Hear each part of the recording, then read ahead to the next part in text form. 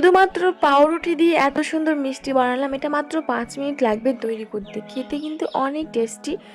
আসসালামু আলাইকুম। পাউরুটি দিয়ে কিভাবে আপনারা মিষ্টি তৈরি করবেন সেটা আজ আপনাদের সাথে শেয়ার করব। প্রথমে একটা পাত্রে আমি কয়েক টুকরো পাউরুটি নিয়েছি, তারপর ওর মধ্যে গরম জলটা ভালো করে মেখে নিতে হবে। তারপরে আমি ওর মধ্যে দিয়েছিলাম 2 চা চামচ ময়দা। ময়দা দিয়ে এটা ভালোভাবে একটা ডো বানিয়ে নিতে হবে। তারপর হাতে তেল দিয়ে এরকম করে মিষ্টি সেভ করে নিতে হবে।